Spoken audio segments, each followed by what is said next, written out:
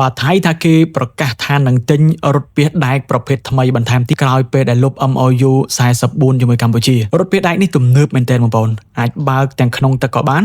អាចបើកទាំងលើគោកក៏បានបាទទិញមកដើម្បីបង្ហាញឬក៏ជាសារមួយឲ្យកម្ពុជាយើងបានដឹងថាគេកំពុងតែមានអាវុធថ្មីបន្ថែមទៀតហើយបាទតើតើជាមួយនឹងដំណឹងទី2វិញក៏ទទួលបានការចាប់អារម្មណ៍ខ្លាំងផងដែរគឺបាទថៃបានប្រកាសថានឹង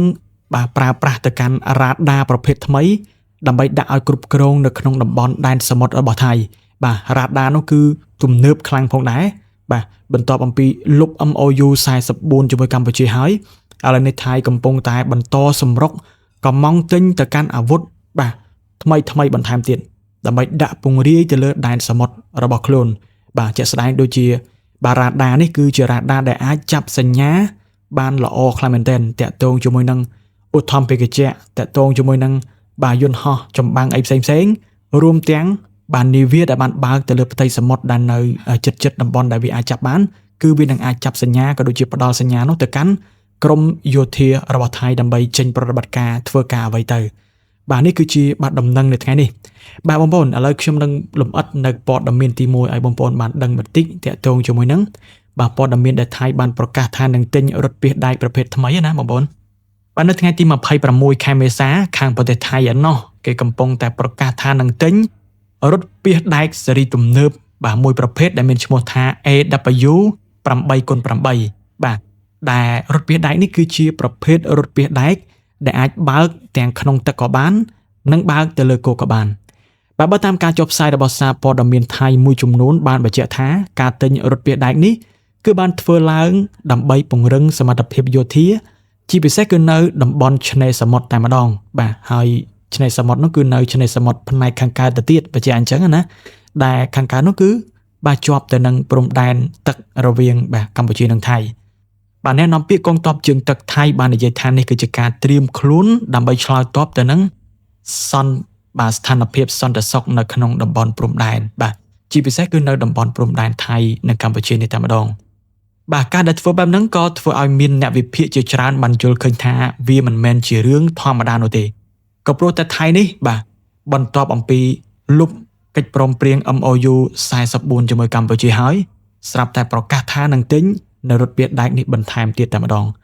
បាទការដែលថៃធ្វើបែបនេះវាដូចជាកំពុងតែផ្ញើសារឬក៏កំពុងតែបង្ហាញឲ្យសាច់ដុំមកកាន់កម្ពុជាថាគេនៅតែមានសមត្ថភាពដែលអាចបាទសម្លុតមកកាន់កម្ពុជាបានតាមរយៈសភាវុធដែលគេបាទកំងទិញថ្មីអញ្ចឹងទៅបងប្អូនណាបាទយ៉ាងណាមិញបាទរថពាសដែកប្រភេទនេះមិនទាន់បាទបញ្ជាក់ជាផ្លូវការថាមានតម្លៃប្រមាណនោះទេហើយថៃនឹងទិញប្រមាណគ្រឿងក៏មិនទាន់ដឹងនោះដែរបាទដឹងតែថាគេចាប់អារម្មណ៍គេនឹងបាទចរចាតាក់ទងជាមួយនឹងការទិញបាទរថពាសដែកប្រភេទនេះដើម្បីយកមកប្រើការនៅលើបាទការគ្រប់គ្រងដែនសមុទ្រដែលគេបានប្រកាសថាអញ្ចឹងណាបងប្អូនបាទអានេះគឺជាព័ត៌មានដែលយើងត្រូវតាមដានមែនទែនតាក់ទងជាមួយនឹងការវិវត្តឬក៏ការទិញនៅសភាវុធថ្មីបន្ថែមទៀតរបស់ភាគីថៃនេះបាទគេទិញយកទៅប្រើក្នុងប្រទេសគេមិនអីទេកុំឲ្យទិញយកមកប្រើក្នុងគោលបំណងលួចដែនសមុទ្រលួចទឹកដីរបស់គេបាទអានេះគឺជាដំណឹងទី1តាក់ទងជាមួយនឹងបាទថៃគេប្រកាសថានឹងទិញរថពាសដែកប្រភេទថ្មីនេះ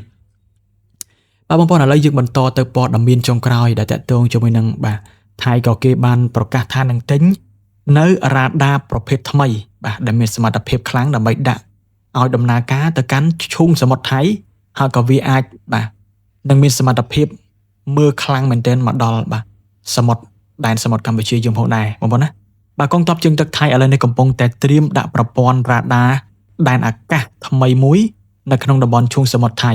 ជាពិសេសគឺនៅជិតតំបន់ដែលមានជម្លោះសមុទ្រជាមួយកម្ពុជាបាទរ៉ាដាថ្មីនេះគឺមានឈ្មោះថា Lenza 3D បាទដែលផលិតផលរបស់ក្រុមហ៊ុនអេស្ប៉ាញបាទវាគឺមានប្រព័ន្ធរ៉ាដាដែលមានសមត្ថភាពខ្លាំងដែលអាចតាមចាប់ទាំងយន្តហោះចម្បាំងបាទឧទ្ធម្ភាគចក្រនាវាតូចនិងគោលដៅផ្សេងទៀតដែលរ៉ាដាធម្មតាមិនអាចចាប់បានបាទរ៉ាដានេះគឺគួរសមបំផុតណាសមត្ថភាពរបស់វាបើតាមការចុះផ្សាយឬក៏ប្រកាសរបស់ក្រុមហ៊ុន Entra នៅក្នុងទីក្រុង Madrid កាលពីថ្ងៃទី6ខែមេសាឆ្នាំ2026បានដឹងថារ៉ាដានេះនឹងត្រូវដាក់នៅក្នុងមូលដ្ឋានសាតាហឹបបាទដែលជាមូលដ្ឋានជើងទឹករបស់ថៃនៅក្នុងខេត្តឈុនបុរីហើយក៏ជាច្រកសំខាន់ដើម្បីចូលទៅក្នុងឈូងសមុទ្រថៃផងដែរបាទអ ចឹងគឺគេនឹងដាក់វាប្រើប្រាស់ទៅក្នុងបាទខេត្តឈុនបុរីរបស់ប្រទេសថៃបាទរ៉ាដាហ្នឹងគឺទំនើបផងដែរបងប្អូនណាផលិតផលរបស់អេស្ប៉ាញបាទអញ្ចឹងគឺគេបន្តទៀតហើយបងប្អូនណាហើយរ៉ាដានេះគឺក៏មានសមត្ថភាពអាចចាប់គោលដៅតូចៗដូចជា drone ឬក៏គោលដៅដែលមានបច្ចេកវិទ្យាបំបាំងកាយដែលពិបាកនៅក្នុងការតាមដានតាមរយៈរ៉ាដាធម្មតាអញ្ចឹងទៅគឺគេនឹងទិញរ៉ាដាប្រភេទថ្មីនេះដើម្បីជំនួយទៅលើផ្នែកយោធារបស់គេបងប្អូនណាបាទនេះគឺជាព័ត៌មានដែលយើងគួរតែតាមដានផងដែរតាក់ទងជាមួយនឹងបាទអាវុធឬក៏បាទគេហៅថាបច្ចេកទេសនៅយោធារបស់ថៃនេះដើម្បីយើងយកចិត្តទុកដាក់មែនទែនថាតើគេដើរដល់ណាហើយបាទគេយ៉ាងម៉េចយើងត្រូវតែដឹងបាទអំពីបាទព័ត៌មាននេះផងដែរបងប្អូនណាគឺល្អខ្លាំងមែនទែនប៉ុន្តែអ្វីដែលគួរឲ្យបាទចាប់អារម្មណ៍នោះគឺមករយៈចុងក្រោយនេះយើងឃើញថាបន្ទាប់ពីថៃបានលុបចោលនៅ MOU 44ជាមួយកម្ពុជាគឺថៃបានចាប់ផ្ដើមបាទតែម្ដងតាក់ទងជាមួយការកម្មង់ឬក៏ការទិញសភាវុធឬក៏អាវុធអីថ្មីបន្ថែមទៀតនេះគឺសម្រុកមែនទែនអញ្ចឹងយើងត្រូវទៅតាមដានបាទឲ្យជាប់តាក់ទងជាមួយនឹងសកម្មភាពរបស់ថៃនេះបាទ